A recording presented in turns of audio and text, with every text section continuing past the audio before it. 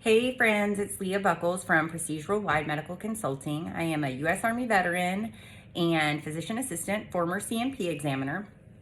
So I wanted to come on today and discuss what happens in a C&P exam, a compensation and pension exam, in general, and then especially related to sleep apnea. Because I know there's a lot of veterans that have sleep apnea that go to C&P exams for this, and they may be like concerned or confused as to what that process might be like. So for the most part, a compensation and pension exam is going to be conducted by one of the three main contractors.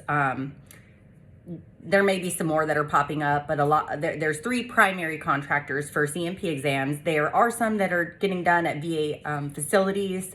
I think they're trying to phase those out. I think something came out this year that they're trying to outsource most of the exams. So you're probably going to get a call from one of the three main contractors to report for your exam. They're probably going to tell you who your examiner is. It'll probably be on your paper. A lot of veterans will look up who that examiner is and maybe look up who they are, what their specialty is. Their specialty should be on the paperwork that you get. You can look up, do they have bad reviews? You can look up a lot of stuff, right? So for a sleep apnea exam, you're probably going to have an exam with either a physician, so a medical doctor or a DO, right? A PA, a physician assistant like me, right? Or a nurse practitioner, okay? So it just depends on, the area that you live in and, who is available for examinations and stuff like that, okay? So when you report to your exam, they might send you some paperwork in advance to fill out. They might not. You report to your exam. Depending on where it's at, you're going to wait for your time. They may give you some paperwork to fill out when you get there. That's going to help the examiner gather the information that they need. But the examiner should have a copy of your claims file or whatever evidence the VA has determined that they need to have to review whatever your contention is or, the claim that you're making, right? If you want to bring extra documents with you, you can. They may or may not accept them. I think they're supposed to. But they should have, your sleep study report or your polysomnogram and anything else that's relevant to the condition, okay? So when you go in, the first thing that they're going to do is they're going to start running down the DBQ or the Disability Benefits Questionnaire with you. We recently did a video about DBQs. If you haven't seen that, go check it out, and that can kind of show you some information about what DBQs are. You can also find them on va.gov. All of them are available for you to download. You can also get your primary treating doctor to fill these out for you if you'd like as well, and in the hopes of not having to go to a C&P exam. That doesn't mean you won't have to, but your chances are increased if you're turning in that evidence yourself, right? So the DBQ. All of the stuff I'm about to go over is on the DBQ. You can also pull it from va.gov, like I said, and look over it if you want to see what kind of questions they might ask you, right? So the first thing they're going to do is they're going to go over what type of sleep apnea you have. So whether it's obstructive or central sleep apnea or mixed, right? I think I did a video recently about sleep apnea. I might do another one. I'm going to try to do more videos about sleep apnea, just different components. Like this one's about the DBQ. We might talk about secondary service connections. I think I just recently did one about primary or direct service connection. So they're going to go over which type you have, right? Obstructive, central, or mixed. Then they're going to ask you about the history of your sleep apnea. Like when did it start? Or when did you maybe start having symptoms? They should have a copy of your polysomnogram or sleep study, like I said, but they might ask you, when did you first notice symptoms? And then you can talk to them about that. Make sure to, you can always write your thoughts down and have them so that you can be focused on the answers that you need to give them. You started noticing it in service, or your wife told you that you were, she noticed you were having apneic events or stopping breathing while you're sleeping. You were snoring loud. These are a lot of the things that we hear veterans getting sleepy during the daytime or having daytime hypersomnolence is what it's called. You're, falling asleep at stoplights. You are dozing off when you're watching TV. You're just not getting that good sleep at night, right? Explain it however it's been pertinent to you, right? If you have any buddy letters, you can bring those. They should have them if you submitted them, but if not, you can bring them as well. they're going to ask you if you're taking continuous medication for the condition. So some people may be taking continuous medications to help them stay awake during the day, right? Like Provigil or any other medication, sometimes stimulants. You may be taking a medication at nighttime to help you sleep. You can discuss that if you'd like.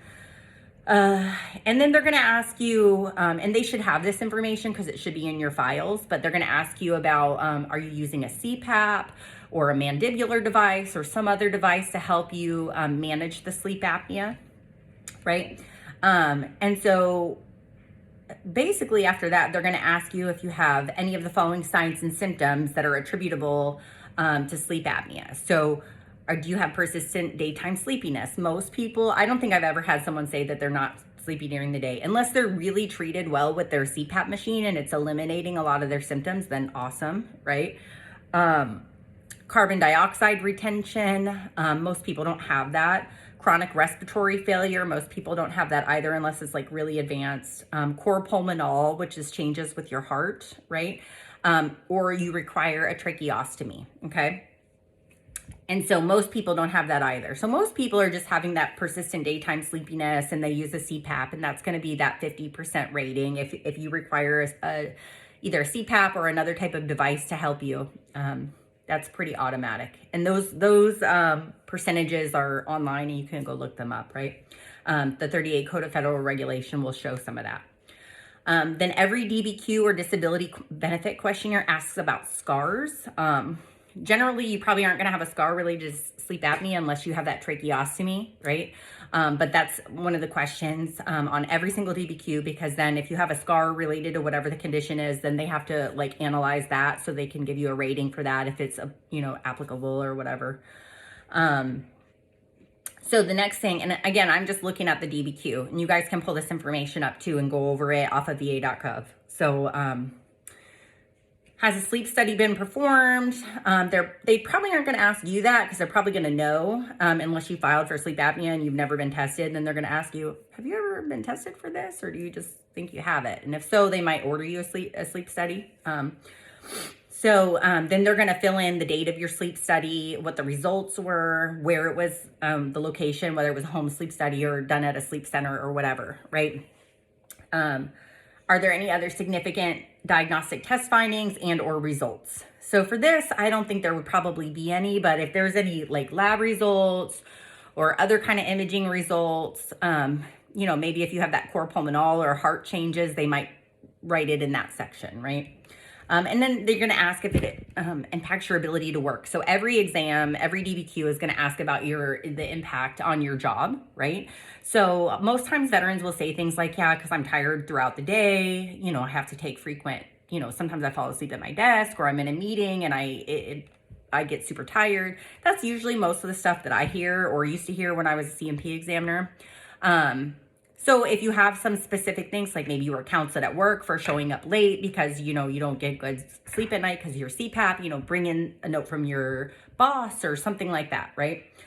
And then there's a remarks section where they're going to go over, if there's anything else they want to add, right?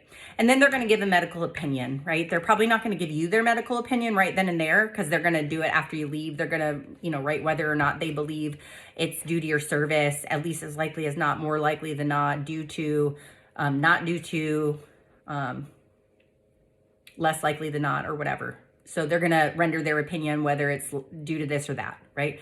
So many veterans will file sleep apnea secondary to another condition, to, sleep to PTSD or depression, or to weight gain from another condition, or maybe to their sinusitis or their allergies or whatever you're filing it to GERD. But primarily what they're going to ask you is what I just went over. Okay. Now, when they render their medical opinion, the VA is going to ask them if you filed it sleep apnea secondary to GERD. They're going to ask the examiner in their questions that they send in the request. They're going to ask them, do they believe that your sleep apnea is related to your GERD? Right. And then they're going to review your records and go over your history with you. You're going to explain to them, hey, my GERD is making me not sleep at night because I have all this reflux, et cetera, whatever.